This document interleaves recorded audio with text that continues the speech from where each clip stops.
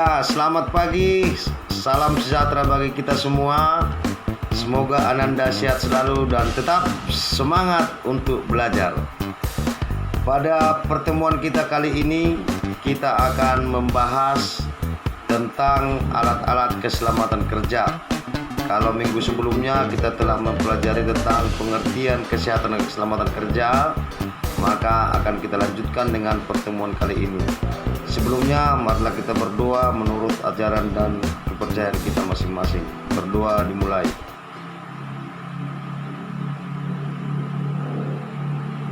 Doa selesai. Ya, selanjutnya kita akan perhatikan jenis-jenis alat-alat keselamatan kerja, yaitu beberapa alat pelindung diri yang dimaksudkan dapat kita lihat di bawah ini. Yang pertama, sabuk keselamatan atau safety belt. Kedua, sepatu karet, sarung tangan, masker, tali pengaman, penutup telinga, sepatu, dan kacamata. Baiklah, kita akan bahas satu persatu, yaitu yang pertama safety belt. Ini dia jenisnya, ada di sebelah kanan. Kemudian penggunaannya sudah kita lihat, dipakaikan oleh seorang laki ganteng. Ini biasanya digunakan untuk memanjat tebing atau panjat gunung atau panjat pohon dengan tali dengan menggunakan safety belt untuk menghindari kecelakaan. Kemudian yang kedua ada sepatu safety. Sepatu safety ini adalah salah satu alat pelindung diri yang harus dipakai oleh seorang ketika menghindari risiko kecelakaan, ya. Jadi sepatu ini harus dipakai dan bisa kita leluasa bekerja sehingga tidak takut dengan adanya arus listrik, dengan adanya gangguan-gangguan yang lain, ya. Itu sepatu safety. Kemudian yang bisa kita lihat di sini jenis-jenis sepatu safety. Ada sepatu safety anti bahan kimia, anti air, oli, dan cairan lainnya. Demikian juga ada sepatu safety anti panas atau dingin. Nah, bisa Ananda perhatikan yang di sebelah kiri dan yang di sebelah kanan. Kemudian ada sepatu safety untuk bengkel otomotif. Nah, makanya kepada Ananda sekalian, ketika kita praktek dianjurkan selalu menggunakan sepatu safety. Ada dua jenis ini, seperti ini dia, sehingga kita terhindar dari licin atau ketika kita bekerja, mana tahu ada tertimpa oleh alat-alat kerja kita, tidak mengenai kaki kita, dan ini terbuat dari kulit. Kemudian ada sepatu safety anti listrik, ya. Biasanya sepatu ini menahan tegangan listrik yang tinggi dengan alas yang juga mampu menahan arus listrik. Kemudian ada lagi sepatu safety sol baja. Sepatu safety sol baja ini digunakan untuk menghindari risiko tertusuk oleh benda-benda tajam atau patahan paku ataupun pecahan kaca ataupun bekas bubutan. Nah, ini dia sepatunya. Kemudian yang ketiga, kacamata pelindung. Kacamata pelindung ini digunakan untuk melindungi mata dari beram-beram yang berterbangan, terutama bagi operator bubut. Kacamata pelindung yang dipakai harus menutup seluruh bagian mata, namun tidak mengganggu pandangan operator.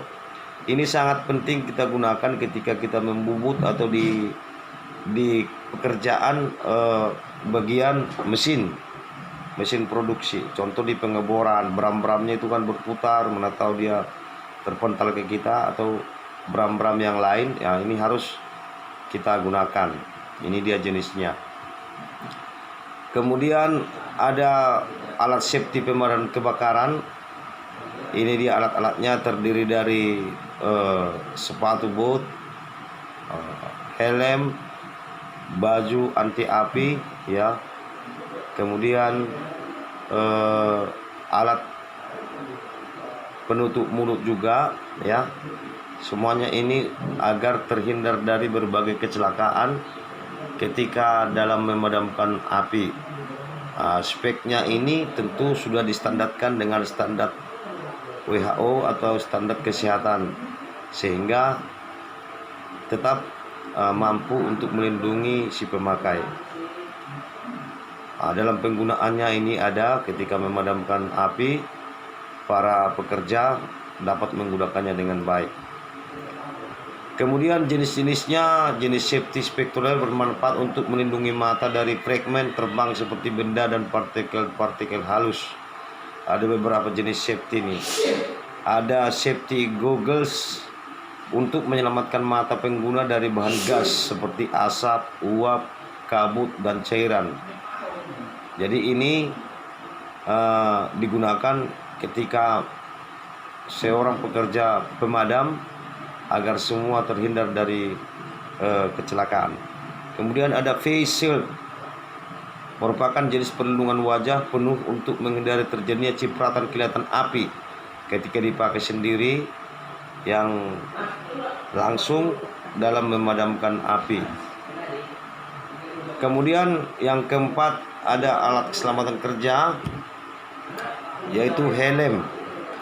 Helm kerja digunakan untuk melindungi bagian kepala, ya. Beberapa kemungkinan dari bahaya ini mungkin tertimpa material atau benturan atau lilitan atau kotoran dan bahaya lain kepada kepala dan rambut. Helm yang digunakan setidak-tidaknya masih layak untuk dipakai. Jangan dipakai yang helm rusak atau pecah. Itu bisa mengakibatkan kerugian bagi si pemakai. Selanjutnya jenis-jenis helm dapat kita lihat di sini, perhatikan. Ada helm yang bertutup wajah dengan kaca lagi, ada helm hanya dengan pakai tali dan tidak pakai penutup wajah. Ada jenis helm yang hanya di bagian depan seperti helm biasa. Ini semua tergantung jenis pekerjaan yang digunakan. Kemudian ini ada beberapa helm yang digunakan, helm menurut warnanya.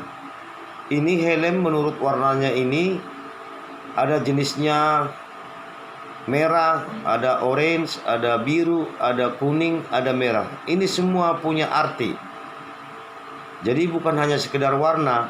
Jadi ketika kita melihat suatu proyek atau suatu pembangunan, bisa kita lihat siapa orangnya yang bekerja kalau dilihat dari warna helmnya.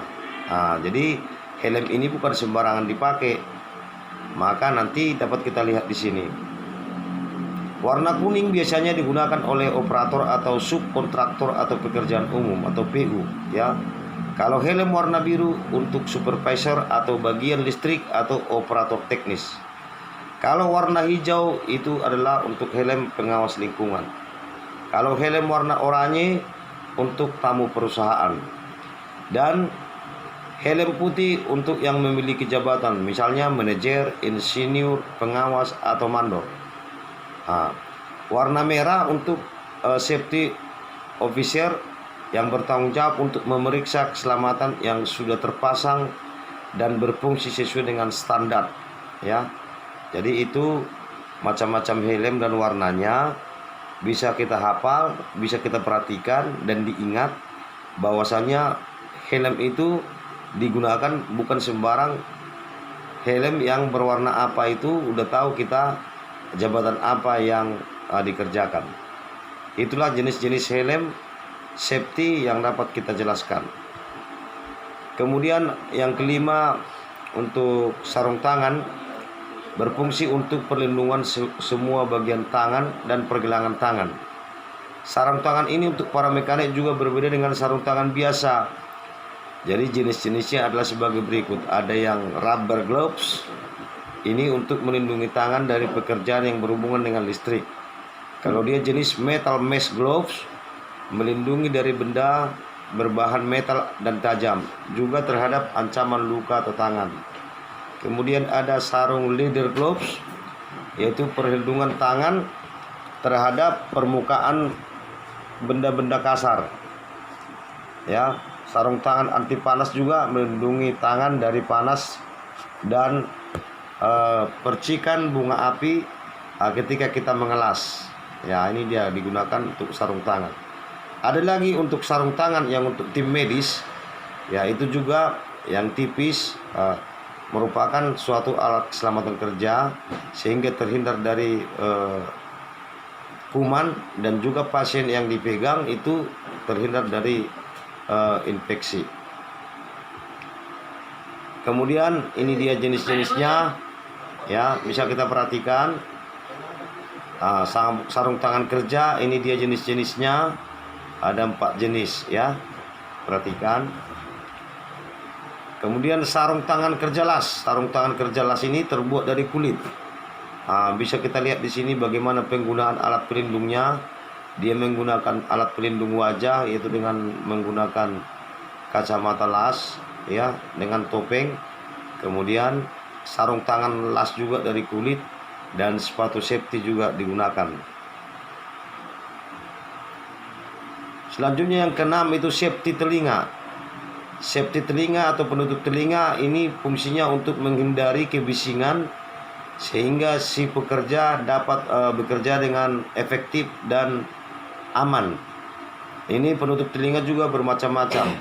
Ada penutup telinga yang kecil, ada yang berbentuk seperti ini, seperti headset. Ini banyak fungsinya. Untuk pilot dan kopilot juga menggunakan ini, untuk helikopter, untuk pesawat, untuk menghindari kebisingan-kebisingan. Juga untuk membuat pekerjaan menjadi konsentrasi. Kemudian alat pelindung wajah, ya, ini digunakan juga di dalam mesin las. Ketika kita mengerjakan pengelasan, bisa kita perhatikan bagaimana dia menggunakan alat pelindung wajah.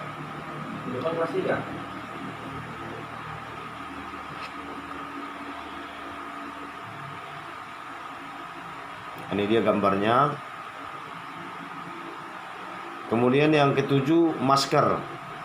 Masker juga berjenis-jenis, ya.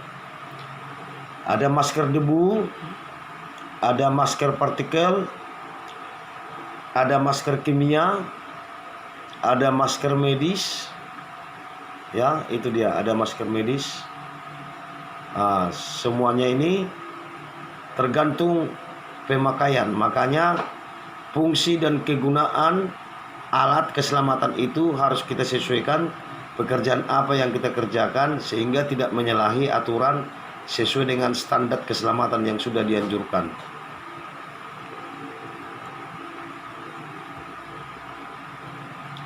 Mungkin itulah alat-alat keselamatan kerja yang perlu kita sampaikan, yang sebelumnya sudah kita mengetahui pengertian keselamatannya, maka alat-alatnya juga sudah kita jelaskan kepada Anda sekalian agar juga membaca. Ada beberapa tertulis tentang keselamatan kerja dan kesehatan kerja itu di Undang-Undang nomor 1 tahun 1970 dan di Undang-Undang nomor 23 tahun 1992. Itu mohon dibaca. Disitulah petunjuk kesehatan dan keselamatan kerja ada tertulis sesuai dengan Undang-Undang Negara Republik Indonesia.